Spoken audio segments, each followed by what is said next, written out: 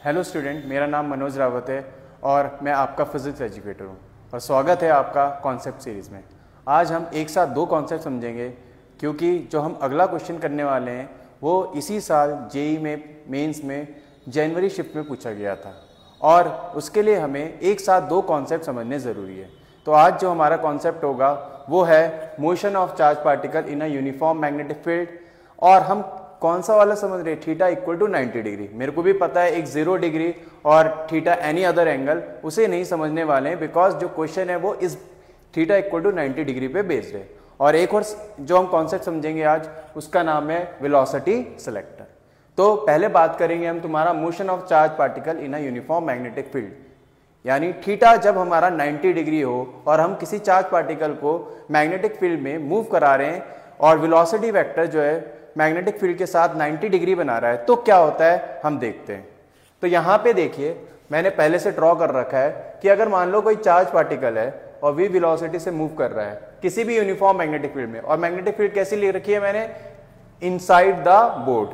मैंने क्या ले रखी है? क्रॉस मतलब क्या होता है? Inside the board.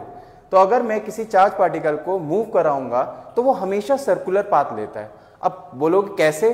तो उसको समझने के लिए हमें राइट हैंड पाम रूल आना चाहिए। तो राइट हैंड पाम रूल क्या कहता है? अगर हमारा चार्ज पार्टिकल जो हमारा थंब है वो वेलोसिटी बताता है, जो हमारे फोर फिंगर है वो मैग्नेटिक फील्ड की डायरेक्शन बताती है, और जो हमारा पाम है वो हमें किसकी डायरेक्शन देगा? फोर्स की। तो अगर मैं यहाँ पे देखूं चार्ज पार्टिकल हमारा कहाँ को मूव कर रहा है? वी वेलोसिटी इस साइड, और हमारी मैग्नेटिक फील्ड चारों उंगलियां कहाँ को जाएंगी? अंदर को।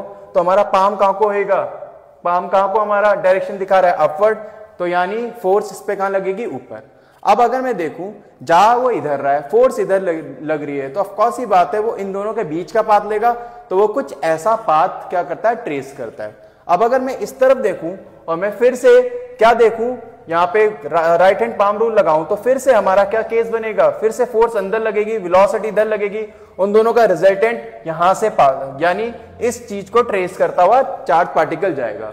और अगर हम इसे पूरे को कंबाइन करेंगे तो हमें क्या दिखेगा कि ये कैसा पाथ कंप्लीट कर रहा है? हमारा सर्कुलर पाथ फॉलो कर रहा है। अब अगर कोई चीज सर्कुलर पाथ फॉलो कर रहा है तो उसका अपना एक रेडियस होगा और हमें रेडियस निकालना है बिकॉज जो क्वेश्चन है वो उस रेडियस वाले फॉर्मूले पे ही बेस्ड है। तो रेडियस कैसे निकालेंगे? हमें पता है ये जो फोर्स लग रही है वो किसके कारण लग रही है? किसी भी चार्ज पार्टिकल को अगर मैग्नेटिक फील्ड पे रखते हैं तो हमें पता है पहले से उस पर कितनी फोर्स लगती है? F equal to Q V B sine theta, और यहाँ पे थीटा हमारा कितना है? 90 डिग्री है। क्यों है 90 डिग्री? क्योंकि वेलोसिटी और मैग्नेटिक फील्ड के बीच में कितना एंगल है? 90 डिग्री। साइन 90 कितना होता है हमारा? 1। तो फोर्स कितना आ जाएगा हमारा यहाँ से? Q V B. कितना आ जाएगा? Q V B. अब सबको पता है ये फोर्स क्या प्रोवाइड करा रहा है, क्योंकि सर्कुलर पाथ है तो ऑफकोर्स ही बात है सेंट्रीपिटल फोर्स। तो इस फोर्स को हम किसके इक्वल रख देंगे? सेंट्रीपिटल फोर्स के इक्वल। और हमने सेंट्रीपिटल फोर्स का फॉर्मूला बहुत पहले पढ़ रखा है 11th क्लास में। कितना होता है? mv²/r। अगर मैं देखूं एक वेलोसिटी से एक वेलोसिटी क्या हो जाएगी? कैंसिल। मैं r अगर उधर भेज दूं तो हमारा फॉर्मूला कितना निकल के आ जाएगा? r equal to mv/qb। तो हमारा रेडियस कितना आ गया? mv/qb। हमें इसका यूज करना है जो हम जेई मेंस का क्वेश्चन करने वाले हैं। इसके बाद अगर मैं बात करूं वेलोसिटी सिलेक्टर की, तो वेलोसिटी सिलेक्टर में हमें क्या करना है? इलेक्ट्रिक और मैग्नेटिक फील्ड लेनी है। और कैसी लेनी है? क्रॉस इलेक्ट्रिक और मैग्नेटिक फील्ड। क्रॉस का मतलब है they are orthogonal to each other. Orthogonal मतलब होता है they are making 90 degree to each other. तो मैंने क्या ले लिया? एक क्रॉस मैग्नेटिक फील्ड ले ली। क्या ले ली मैंने? एक क्रॉस मैग्नेटिक फील्ड। और मैंने इलेक्ट्रिक फील्ड ले ली जो किस डायरेक्शन में? हमारा टूवर्ड्स डाउनवर्ड डायरेक्शन। और मैंने किसी चार्ज पार्टिकल को यहां पे मूव कराया। तो अभी हमने बोला था कि अगर राइट हैंड पाम रूल लगाऊं उसके कारण मैग्नेटिक फोर्स की डायरेक्शन क्या आएगी? चारों उंगलियां अंदर, वेलोसिटी थंब बताएगा, तो पाम कहां को लग रहा है? ऊपर को। यानी फोर्स जो होगी मैग्नेटिक फोर्स कहां को लगेगी? हमारी ऊपर को। और अगर मैं इलेक्ट्रिक फोर्स की बात करूं तो सबको पता है इलेक्ट्रिक फोर्स पॉजिटिव चार्ज पे इलेक्ट्रिक फील्ड की डायरेक्शन लगती है, तो कहां को जाएगी? हमारी नीचे को जाएगी। अब मेरे को किसी चार्ज पार्टिकल को अनडिफ्लेक्टेड मूव कराना है। ये इसे ऐसे ले जाएगा और इलेक्ट्रिक फोर्स इसे ऐसे ले जाएगी। लेकिन मेरे को चाहिए कि ये इस पे कोई भी क्या नहीं आया, डिफ्लेक्शन नहीं आया। डिफ्लेक्शन तभी नहीं आएगा जब ये मैग्नेटिक फोर्स किसे कैंसिल आउट कर देगी, इलेक्ट्रिक फोर्स को। तो हमें पता है मैग्नेटिक फोर्स किसे के बराबर हो जाए, अगर इलेक्ट्रिक फोर्स के बराबर, तो यहां पे कोई डिफ्लेक्शन नहीं आएगा। मैग्नेटिक फोर्स का फॉर्मूला हमें पता है कितना होता है, QVB, और sin 90 हमें पता है 1 हो जाएगा।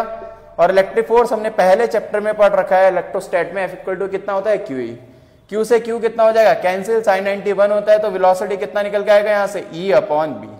इसका मतलब है अगर तुम बहुत सारे चार्ज पार्टिकल को मूव करा रहे हो किसी भी रूम में जिसमें इलेक्ट्रिक और मैग्नेटिक फील्ड दोनों है 90 डिग्री पे, तो केवल वो ही चार्ज पार्टिकल जिसका रेशियो E/B के इक्वल होगा वो अनडिफ्लेक्टेड जाएगा। ठीक है, तो ये कॉन्सेप्ट समझ आया। इस कॉन्सेप्ट को लेके हम कल एक न्यूमेरिकल करने वाले हैं। तब तक के लिए थैंक यू। बहुत बड़ी चलेगी यार ये।